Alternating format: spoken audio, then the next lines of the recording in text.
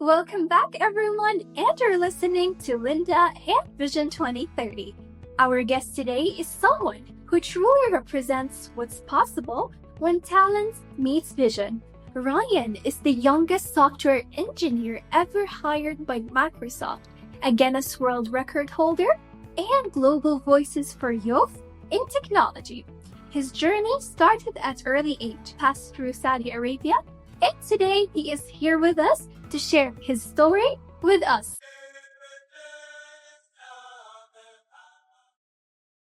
Hello, Rayyan, and thank you very much for your time being on my podcast, talking to us from Canada to us here in Saudi Arabia. Well, thank you, Linda, for having me on. I'm very excited for our discussion today. Yeah, me too. All right, let's start with your beginning. So according to what I know, you started coding at just 9 years old. So what was the moment that made you fall in love with technology? So my journey in tech started around when I was 8-9 years old, and this is back when I'm in Riyadh, Saudi Arabia. So I'm originally from Riyadh, like I grew up in Saudi Arabia. I'm based in Canada now, but I grew up most of my childhood in Riyadh. The initial moment that got me interested into technology was just I used to play a lot of games. Like I used to use a lot of like tech in my we all do in my life. Yeah.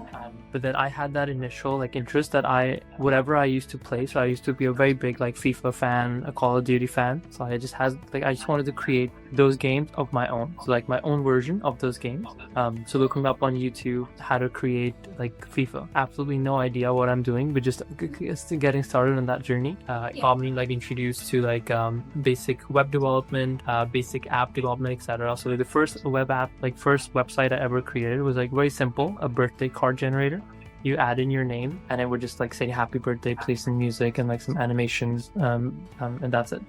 So that was like the first initial thing, and what got me like to actually love technology was just the ability to create something that didn't exist before. Like just you have an idea and then with technology you can bring it to life. I think that part I absolutely love, and that's what got me into technology and what has led me to stay with technology for like the past 14 years now. And that's really cool, and I'm very happy to hear about it.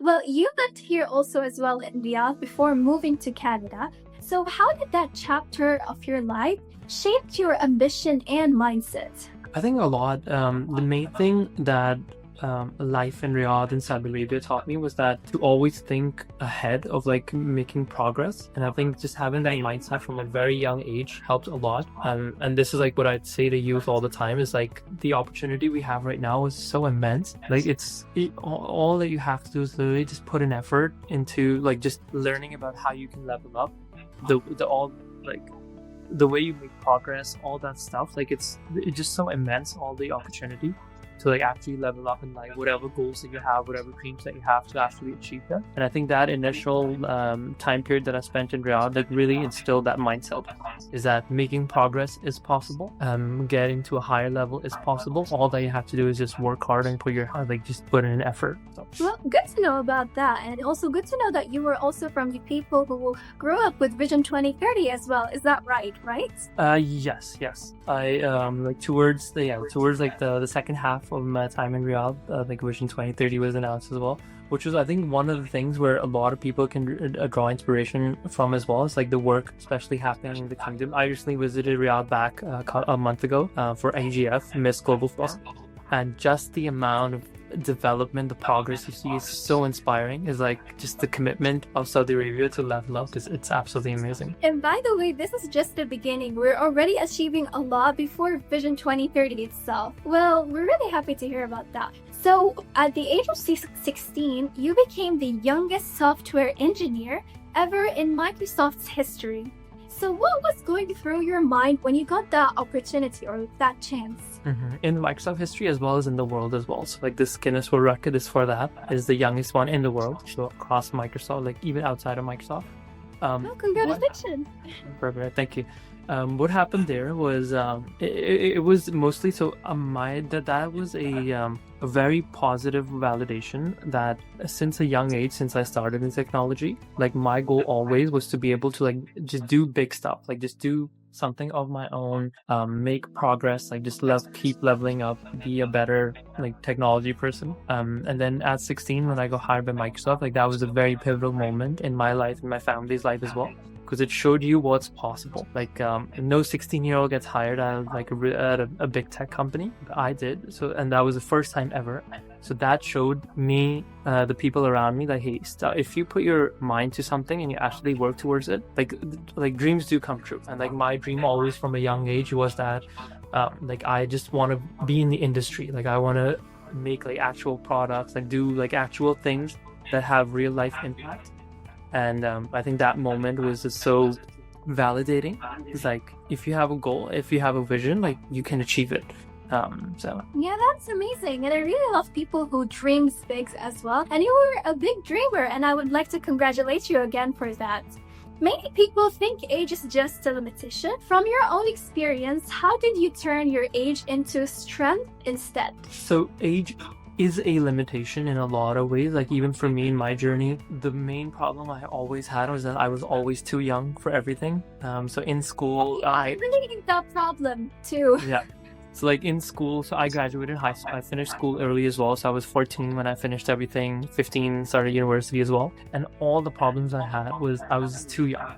I wanted to, like, for example, I wanted to work a job in software, like do as a software engineer, but no one would take me seriously because like, hey, like you're only like 14, 15. So like you don't really take people that seriously because they're still learning, but you use that as your advantage because so what happens now is like this becomes your unique point of difference. Because so in the world, to actually like stand out, you have to like set yourself apart from the competition, and the way you do that is by having something unique of your own, whether that's a unique brand that you have, a unique quality, something unique that you bring to the table. And age can be one of those things, which is that you show other people who are in the same age group that what's possible. Like for example, like you, like your character is so inspiring. I don't know any other 14-year-old that would be having their own like massive podcast, like stuff like this. I think that you can use as an advantage to like, instead, like you actually use your age as a point of difference. Like, hey, I am like 14, 15, 16. I'm a teenager and I am doing this stuff. And this is what makes me unique, is because I'm doing this stuff so early on. Inspiring words. Thank you for that. Well, you've broken, of course, multiple records, from Google certificates to Guinness World Records. So which achievements means the most to you? I mean, they all need to mean a lot to you, but could you tell us the most one that means a lot to you and why? I think a lot. I'll say one of the achievements that was the most recent one, which is the MISC 20 under 30. I think that one has a lot of value, because that was a very full circle moment for me, because my journey started obviously in Riyadh, like growing up there, and then coming back to Riyadh, and I've been given the 20 under 30 award by MISC Foundation. I think that was really cool. So it was a full circle. That's probably the most recent and the most memorable one for sure. The award that I got was for my initiative, Tech Masters Institution. So one of the things that I do, which I'm very heavily involved in, is trying to help other people fast track their success in technology and AI. Because there's traditional ways to learn stuff, but then there's also some some frameworks that if you can apply, you can really quickly learn a lot of things and make progress. And there's a lot of case studies. My journey is one of those case studies, as I started at a young age, and I also made a lot of progress at a young age. 5 world records, working at big tech, now managing my own company as well. So I teach people that, and it's all for free. If anyone's interested, you can go like literally my Instagram anywhere, RayyanSiddiqui.com, you'll find it there. Yeah. So that was the initiative that won the Miss 20 to 30 award as being one of the emerging, leading, impactful initiatives in the world. So that was probably, I think, the most memorable one for sure. That's really cool, and we're also, of course, looking forward to see you get more awards and certificates, and a lot of, well, you've been also recognized by governments, global organizations, and initiatives, of course, like Miss Global Forum or Miss. So how important is youth recognition in building confidence and impact? And as well, tell us about your experience at Miss Global Forum this year. Sure. No, I think very important.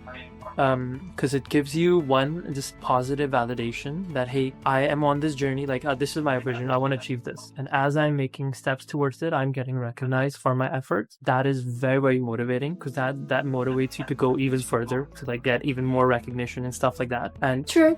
If you're not encouraging people who are trying to get better, then who else are you encouraging? And I'm very appreciative of like these media outlets, especially the work like Saudi Arabia has been doing, for example, with MISC, like just having these infrastructures in place that just like give positive feedback, like try to empower youth, empower people who are on a mission because the best thing you can do to people is like actually like just push them forward, like highlight them, give them recognition, so then they get more motivated to even achieve bigger things. Because if you don't do that with them, then with who, right? You're not gonna like you're gonna motivate people who are gonna actually move forward, who have a vision.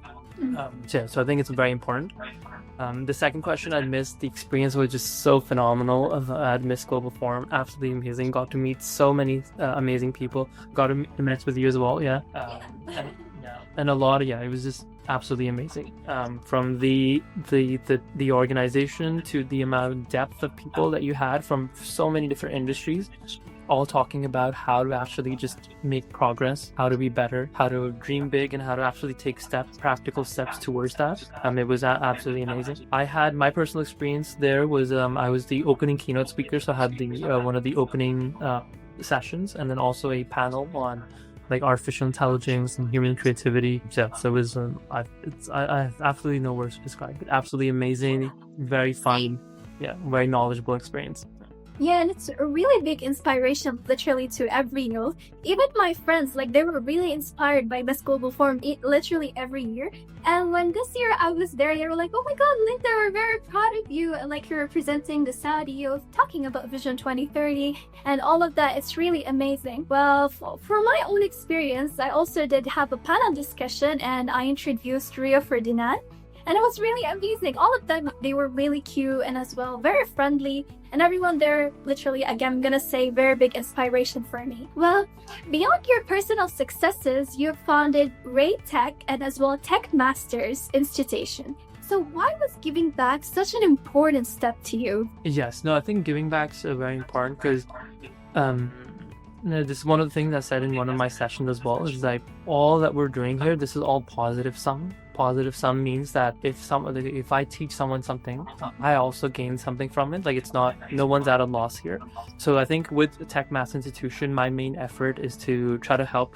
So when I started in tech about 15 something years ago, no one told me what to do. Like, it was just literally me experimenting on the computer, just a lot of trial and error. Like, I tried like 5 different things, one of them worked, and then I like tried 5 more different things, 2 of them worked, etc.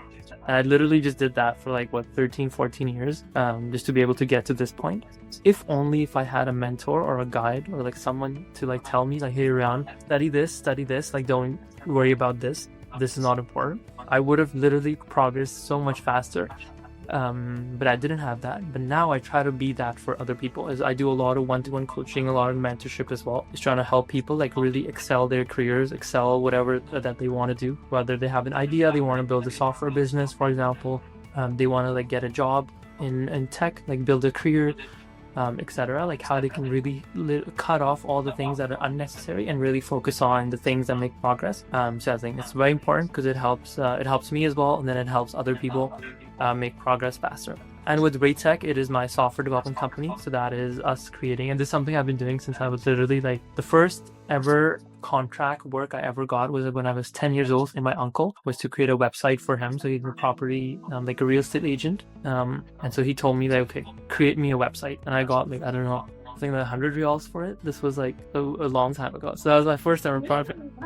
And so that was the first, quote unquote, first project of Raytech. So now Raytech is obviously like a fruit and functional companies. We have like, I have a team of engineers now. So we build software. We build for a lot of non-profit organizations, restaurants, physiotherapy clinics. The biggest one we worked on is for a hospital here in Vancouver. So like, if you go in Canada, like hospitals use our software as well. So yeah, we're working on like all sorts of cool stuff. So that's a great Thank you for sharing that. That's really big, and like for someone like who really thinks like you, that's really amazing. Again, congratulations for that. Anyways, in your own opinion, what skills should young people today start learning to be ready for the future of technology and AI, technology overall? I think, and this is such an important question, I think the biggest thing, number one, is just understanding all the tools that you have available. Everyone nowadays should know how to use like ChatGPT, Gemini,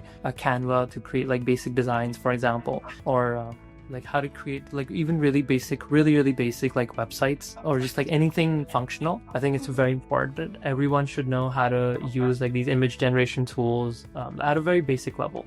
I think that's number one. It doesn't matter if you're going into tech, if you're not, it doesn't matter, because whatever work you're doing, you can probably benefit. You can probably do it faster with knowing how to use a lot of these tech tools. And I teach a lot of this as well inside Tech Masters Institution. So like how to boost your productivity, like say for example, someone's like social media influencer, how they can use AI to like create scripts for their videos, how they can use AI to edit their videos, for example. So like just work, like just a little small things. So number one, what I would focus on for the youth is just learning just all the tools that you have out there. So ChatGPT, learning Gemini, learning Canva, how to create basic designs, learning how to do like how to manage social media. It doesn't matter if you produce social media content or not, but you should know how to actually create content, like how to edit videos at a very basic level. I think it's very important. Whatever work you're doing, you can probably benefit from having that skill. So I think that's number one, very important. And for people who want to get into tech as a career, for them particularly, what you want to focus on is learning about low to no code solutions that build software. What that means is, for example, say I have an app for let's say in Saudi Arabia, I'm going to build like the next biggest on-demand doctor platform. So like I pull out my phone, I enter in, like if I'm having a problem, I enter in my problem, like say I have a high fever, so whatever my symptoms are, I'll press a button and it will connect me live with the doctor, like I can talk to them. For example, this is an idea I'm thinking on top of my head. Yeah. So if I want to build this, for people who want to like go into this, it has never been easier to build products, like to build software. Now, you don't need to spend years learning about like coding or any of that. Like you can literally write a really long prompt and have this whole thing built out by AI. And I think, so these are the specific things that I teach inside Tech Masters as well, which is like how people who want to get into tech, how they can have ideas, build them out, and then also like scale them out as well, how to market them properly using AI, social media, content creation, how to pitch it to investors if you want to like actually take it on as a business, etc. So I think those are the skills that are very important. So for people who are just for everyone, learning basic tech tools, so like ChatGPT, Canva, etc., social media editing, and for people who want to get into tech, learning more specifically about how to build learning tools that build ideas to like products, and then products to actually market them. Well, thank you for these important points, but I'm curious about something. If like I want to go deep like into learning technology and AI, is it really that hard, or like is it easy, depending, like I don't know on what, but like is it easy or hard? It is very easier now, especially than when I started 14 years ago, because now it's very easy to get direction on like it depends what you want to do in tech, right? So in technology, there's like three main things that you can do. One is you can learn about tech to provide some type of a service, like imagine like people who like do animation, video editing, who like create websites, for example. Like there are people who learn some digital skill and then they sell that, like provide that skill to other people. So that's one thing you can do. The other thing is actually build the underlying software that other people use. It's like, for example, if I edit my videos in like say CapCut or like in like with an editing app, someone else built that editing app. So that's the other thing you can do with technology, is build these softwares that other people use. So that you can build a software, for example, for podcasters, where they come in, they'll just type in their guest name. The software will automatically do research and then like give them questions to ask, or like just an idea. So you can build those type of softwares as well. The third thing that we can do in tech is create your own products and services from scratch. Like if I have an idea for a product, for example, I can use tech to like build that out. And this is what like people do. Like and this skill is very useful because you can start literally your own businesses, and at the same time you can also get a job, like actually create a career in tech. So like for example, Microsoft, Google, Amazon, all these big companies, they hire engineers to create software for them. So you can do that as well, and then you can create software for your own as well. So I think for technology, like just to give you an overview, those are like the three main things that you can do, and it is never been easier to get started in tech. All you have to do is literally start from the foundation, learn about the basic tech tools, and what you want to do is use tech to learn tech. So like whatever you're struggling with, whatever you want to learn, like literally give a prompt to GPT, like, hey, my name is Ryan, I'm trying to learn this part, I have no idea how this works, how do I learn this? And literally like tech will tell you how to learn tech. And I teach a lot of this like stuff as well inside my institution, so if anyone's interested, you can join that. But yeah, it's never been easier. Of course. Well, thank you for sharing that. Now I know better. All right. So going to Vision 2030 here in Saudi Arabia, it focuses heavily, especially on youth, innovation, and digital transformation. So how do you see young people shaping the future of technology globally? Well, I think it's not a matter of how I see it. It's young people are going to, because they are the future, like they are the people who will be leading industry in the future. And I think it's very important to have these systems in place. Like, for example, what Vision 2030 is trying to achieve, and they've made a lot of good progress already, is trying to empower youth so they can like build stuff and actually be in control, be best prepared for the future. And I think what this means practically is like teaching youth how they can build like products, build stuff that actually has an impact in the future. For example, like a lot of the stuff that we use today, right? Like Google, like these are iPhones, phones, etc. All of them were started from people at like a very young age, around like university time. Like Microsoft, for example, was founded by Bill Gates when he was first year in university. For example, Facebook was founded. Even Google was a university project. Facebook was founded by Mark Zuckerberg when he was literally in his first year at university. So a lot of the things that have transformed, that were the future before, that are like our present reality, were founded by like quote unquote youth.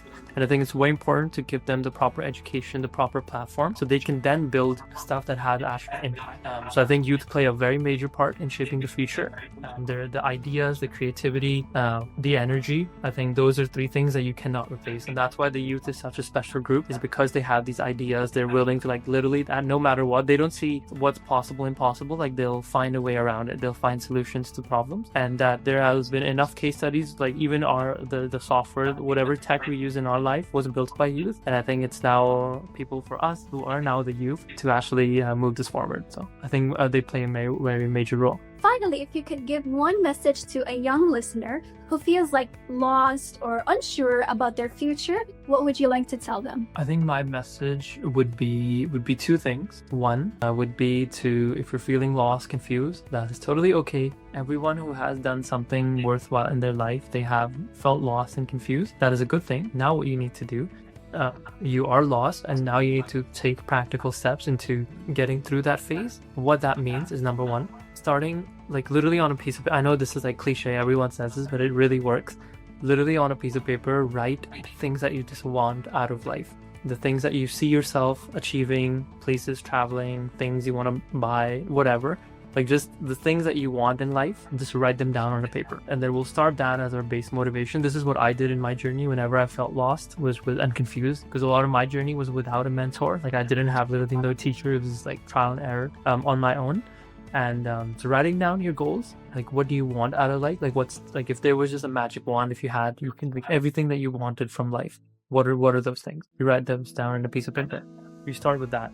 Then number two, you try to identify what are some of the things that seem like play to you but are like work to other people. Like and this is what we call passion. Like what is like things that you do and then time just goes by and you don't even notice time like moving so fast.